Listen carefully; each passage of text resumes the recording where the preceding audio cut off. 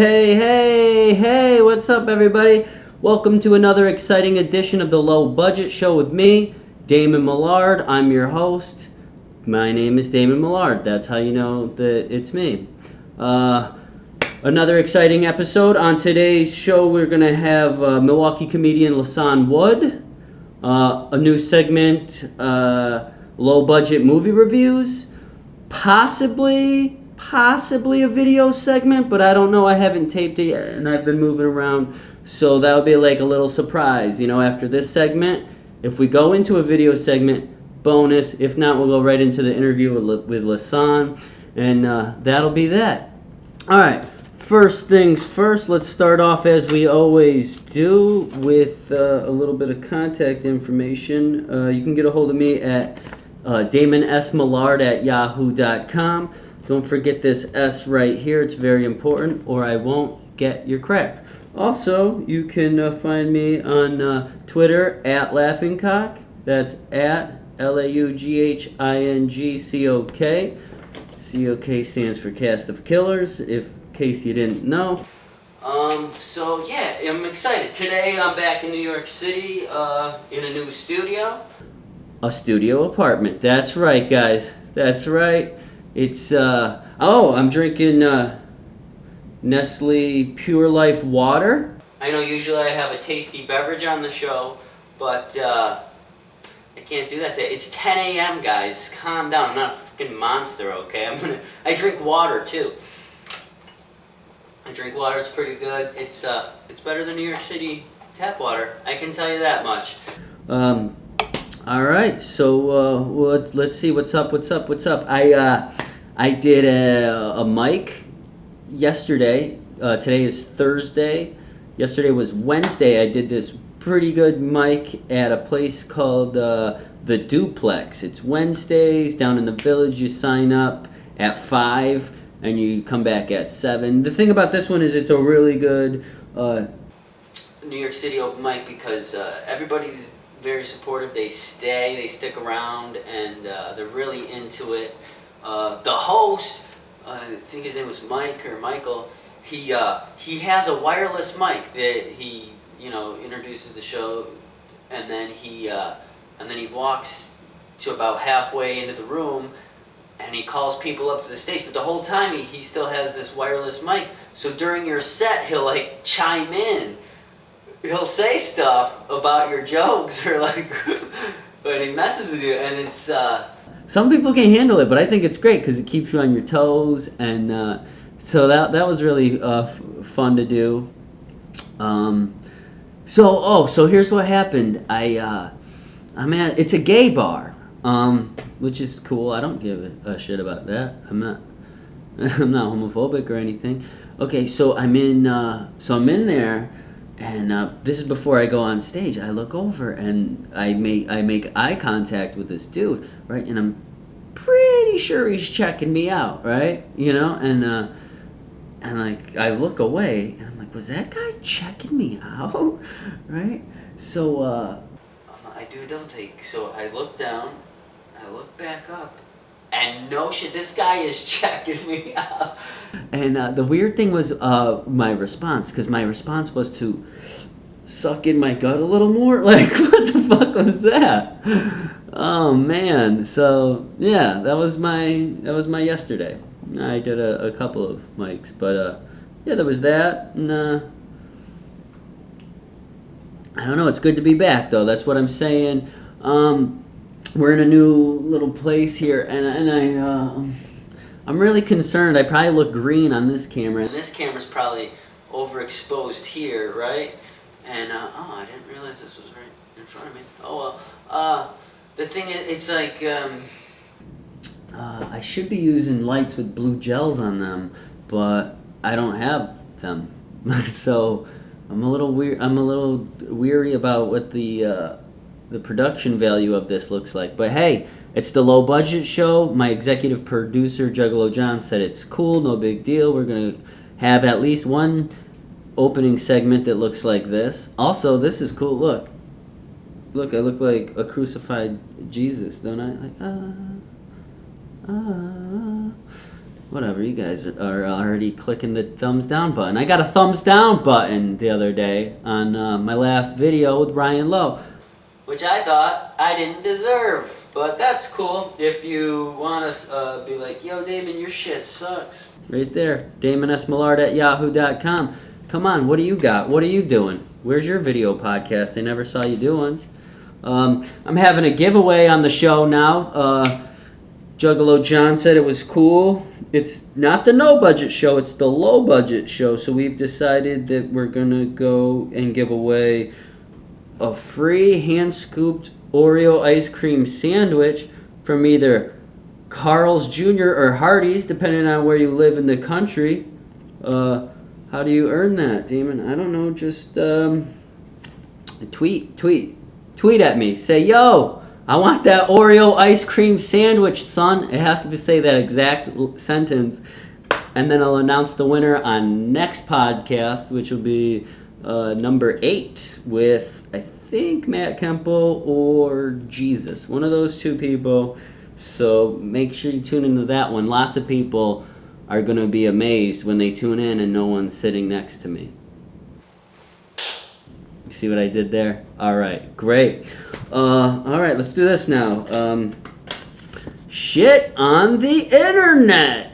All right, this is where I talk about shit that I saw on the internet. And so, it could be anything. It could be the fact that yesterday I did a post, because my girlfriend's been getting up. Her new shift at work is super early in the morning, so she gets up at like 5, and I get up at 5:30 in the a.m., and there's like, why? You know? So I made a post on Facebook that was like, I got up at 5:30 a.m. That's way too early for somebody who has nothing to live for. And of course somebody is like, is everything okay? Shut up. You know, if it wasn't, I'd already have been dead. So, but alright, there's real people with souls out there still, I guess. So I guess I can't be mad at you for being a decent human being. So I apologize for that. But I'm also a comic. Sometimes I'm even funny. So if you see something like that, it's probably a joke. Yo, let me get that ice cream sandwich, son.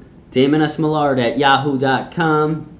Also, if you didn't like this crucifixion joke because I was talking about your Lord and Savior, go ahead. Shoot something at me. Let's see. Oh, still on shit on the internet. Okay, I guess I can't avoid talking about it. But, so there's that cat call video that came out. Was it yesterday? I think it came out yesterday. And it was just this chick. See, I'm already going down the wrong. I'm already choosing the wrong words for this. This woman walked through Manhattan for 10 hours videotaping people catcalling her. And I'll be honest, like, there was, I mean, yeah, a lot of those dudes were creepy dickheads, you know? And no, I'm not a woman, you know, so I don't know what it feels like. But I do have a girlfriend who walks these same streets, so I watched it. I actually watched it hoping I wasn't on there, because I do check out girls.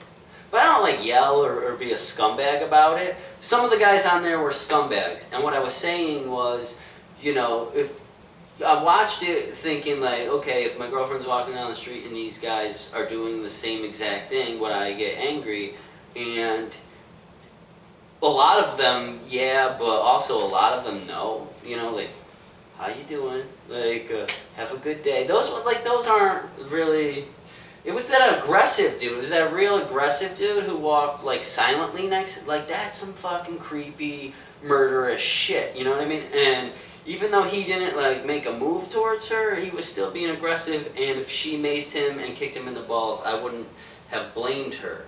But with that said, I hate how men are being fucking like demonized constantly, because that's not the way to go about it, you know what I mean?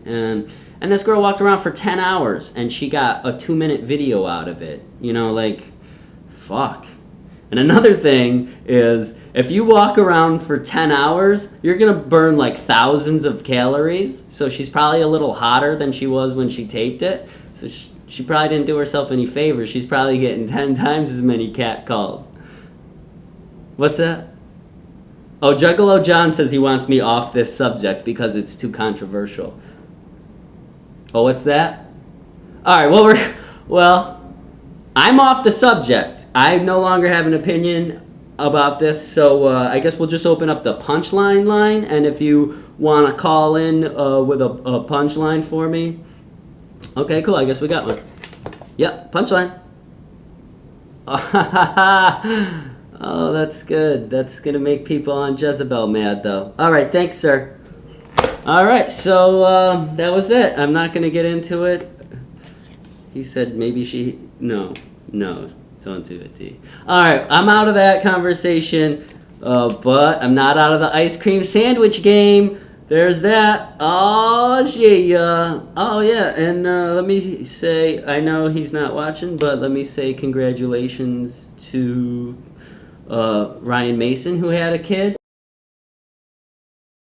and is totally taking the dad thing to heart. Like, that dude is dadding it up already, so... Thumbs up, Ryan. Good for you. Don't mess yours up like I did to mine. Alright? Cool. Next on the show, we have my new segment. It is the Low Budget Movie Review. The Low Budget Movie Review. It's Saturday night. Got nothing to do. You get on Netflix. What do you view? So tune on in to the Low Budget Movie Review. Okay, so on today's Low Budget Review, I want to review the movie, what was it? I saw the movie Maze Runner recently, and Maze Runner, it really just kind of reminded me of like Hunger Games or whatever. It looked just like that. But okay, ready for the review? That shit sucked. Don't see it. Okay. All right, moving on now. I think where are we at? 13 minutes. I think we did everything we can do here. So remember, ice cream sandwich. Remember, DamonSMillard@yahoo.com. At Laughing Cock on Twitter, back in the city. I don't have a lot to talk about today. Next time, segment from Juggalo John. Also, Damon's Helpful Hints will be back. I'm running out of... I don't have a lot of helpful hints, though. That's one of my things. So, if you know... I got an idea. All right, if you want some advice about something, and I can be of help, then I can respond to any emails or tweets in the segment Damon's Helpful Hints. So that's that. Let's do this. Here's where we're gonna gamble. We're gonna throw it to the next segment. It's either an interview with Lisan Wood, or it is a videotaped segment that I haven't done yet.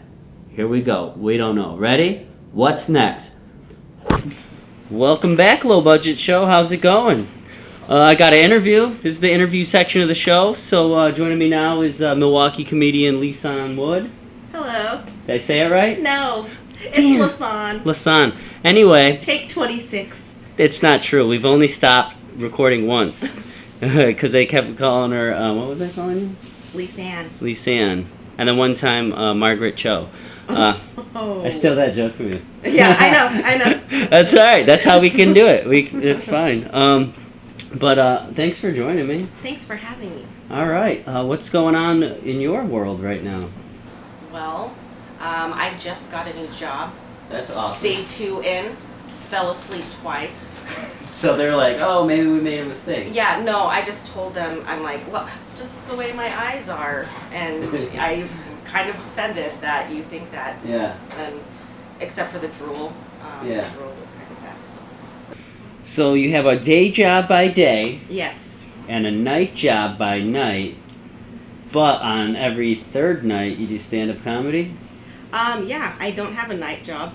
I don't know. I'm very uncomfortable. Besides fighting crime. Sorry. Yeah. Yeah, you feel uncomfortable? I feel a little uncomfortable, so I say stuff. That's cool. It's because you could feel my power. Yeah. Yeah, no, I do stand-up comedy at night. So I met you, I'd say, what, was it just the last time I was here? Yeah, last time. Oh, just 3 months ago, Yeah. huh? So how's things been going in the Milwaukee comedy scene since then? I think it's been good. Since then, I've produced a show with Lisan Marie. That's the Ragtime Variety Hour? Yep. Variety because you have other kinds of acts? Well, it's a stand-up and sketch comedy showcase, so there's quick transitional sketches in between, and then we're hoping to get more music or just an actual musical band. And then the first one, Sammy, DJ. So I mean DJ Young Zucchini. How did it go? Is that the first show you've ever produced? And did you find it difficult? Yeah, it was the first show I ever produced. It was a lot more work than I thought, but it was super fun. And then as soon as the show's over, you're like, everything was worth it. I know. I used to produce a bunch of shows, and I'm not myself. Like, while the show's going on, I'm super high-strung. Yeah. Are you more mellow, or did you just roll with the punches? I don't think... I don't know. You'd have to ask the other people. But, like, I don't think that I was that... I don't think that I ever get really high-strung anyway. Because, like, for instance, when I'm on stage, I'll be like, oh, my God, I'm so high energy. And then people will say, well, you know, you're kind of low-key when you're on stage. Oh, boy. So... I guess I'd really have to be obnoxious in order for me to be like high energy or high strung or anything. So. But it went really well? Yeah. We sold out, you know. So. No need for quotes. Yeah. So I'll take it, and we're gonna have another one in January. We have the lineup, and the lineup is Jake Corneli's hosting, Lisan's headlining, Josh Ballou's gonna be in it and doing some time, and Lisan Marie, fellow producer, is also going to be doing some time. Cool. Well, it sounds great. Where's this at? The Underground Collaborative on January 9th. Very cool. Very cool. Also, you recently took a trip to the Northeast. Is it the first time you did stand-up outside of the Midwest? Yes. Well, was it different? Yeah, I mean, the funny thing is like comics there are really nice. Like they all invited me out to smoke cigarettes with them so we could stand in silence. So that was really fun. Yeah. But the people there, they're all storytellers, so it's like they can either do it and perform so eloquently, or the ones that are just kind of starting to develop, you're like, I'm going to die. So it's either the greatest thing or the worst thing? Yeah, I kind of got that impression. But what do I know? Because then my jokes are super punchy, so I felt really hacky when I was out there. Yeah. So, you know, I know what you mean. Yeah. Yeah.